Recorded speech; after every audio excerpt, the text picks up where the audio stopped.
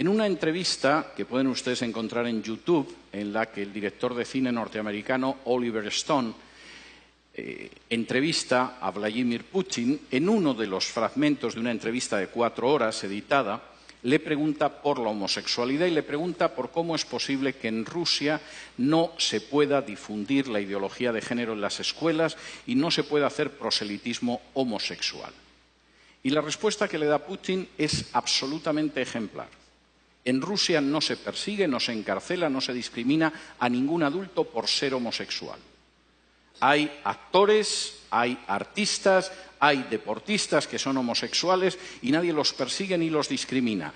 Pero no vamos a tolerar que adoctrinen a los niños en una ideología que es contraria a la familia. Porque la base de esta nación es la familia. Si el niño se convierte en adulto al llegar a los 18 años y decide ser homosexual, es una decisión suya. Pero no vamos a tolerar que la familia la destruyan desde abajo, haciendo proselitismos con niños que no tienen el criterio suficiente para decidir en un sentido o en otro. Yo puedo estar muy poco de acuerdo en muchas cosas con Putin, pero ahí le doy toda la razón. En el caso de China, todavía son más estrictos. Y he tenido ocasión de hablar con chinos acerca de esto. Los chinos siguen arrastrando la herida de lo que ellos llaman el siglo de humillaciones. Hace ahora poco menos de un siglo, los británicos, que ambicionaban apoderarse de la porcelana, del té, de la seda china, quisieron hacerse con ella, pero los chinos no veían que los ingleses tuvieran nada con lo que pudieran intercambiar la seda, el té o tantas cosas valiosas. De modo que los ingleses, puesto que nada de lo que ellos vendían les interesaban a los chinos, decidieron venderles drogas y les obligaron a abrir puertos por los que introducían el opio para consumo de los chinos. Los chinos se opusieron, la Marina británica era más poderosa, y después de perder 2 guerras no tuvieron más remedio que aceptar puertos extranjeros que introducían el veneno de la droga en China y que sumieron durante prácticamente un siglo a China en el mayor sometimiento y la mayor explotación a potencias extranjeras que había vivido en una historia milenaria. La visión de los chinos sobre la ideología de género es la misma. Esto es peor que el opio que trajeron los ingleses. Y si dejamos que entre en nuestra sociedad y que destruya la familia, el efecto va a ser peor que el opio británico. No lo vamos a tolerar. No porque seamos cristianos, el régimen es un régimen ateo, sino porque creemos en la familia y sabemos que la nación se basa sobre la familia. Me da mucho pesar que naciones que no son cristianas, sin embargo, a la hora de defender a la familia, parece que tienen una idea más clara que otras naciones que supuestamente lo son. En quinto lugar, y esto es tremendo, la ideología de género es una bomba de relojería demográfica. No hay nación ni cultura que pueda sobrevivir con un crecimiento demográfico inferior al 2,5. Están ustedes ya por debajo del 2,5 en la República Dominicana.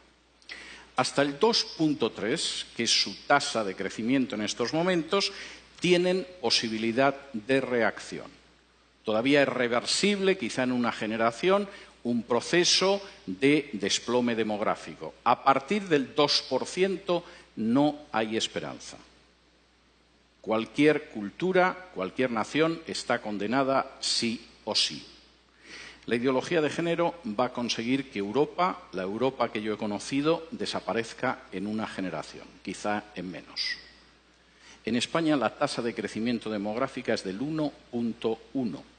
Es normal, hemos matado más de 1 millón de criaturas en el vientre de sus madres, siguiendo la supuesta salud sexual y reproductiva. La tasa de crecimiento de los musulmanes en España es del 8,1. Como ven, el futuro que le espera a la cultura española y a la nación española no es ideal. Reduzcan ustedes su tasa de crecimiento. Bajen del 2,3 en el que están ahora a un punto de crecimiento demográfico donde se condenen a sí mismos como país y como cultura. y después solo falta que puedan entrar en masa inmigrantes de otro país sin ningún tipo de control y la República Dominicana que ustedes conocen habrá desaparecido antes de un cuarto de siglo. Denle las gracias a la ideología de género en ese sentido.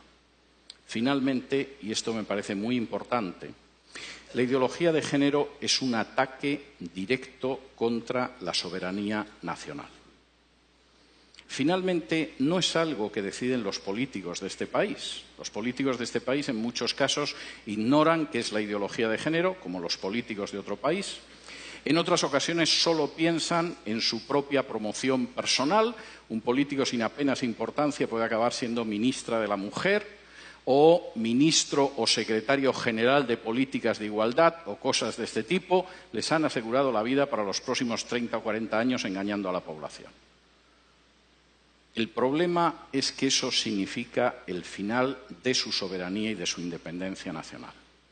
La ideología de género se está imponiendo en países donde para poder recibir ayuda de instituciones internacionales, préstamos, renovación de créditos, se exige y se presiona a esos países para que admitan en su derecho interno la ideología de género.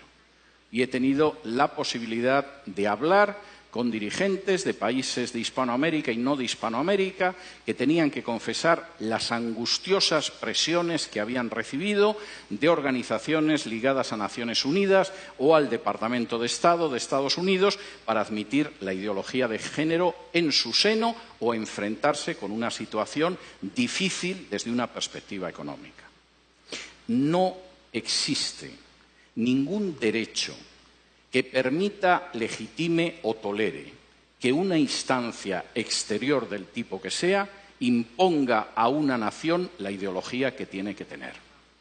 Por muy pequeña que pueda ser esa nación, por muy reducido que sea su peso en el concierto internacional, por muy joven incluso que pueda ser en términos históricos, no existe organización internacional, fundación privada o país extranjero que tenga derecho a imponerle la ideología de género. Y eso es algo que ustedes tienen que tener claro.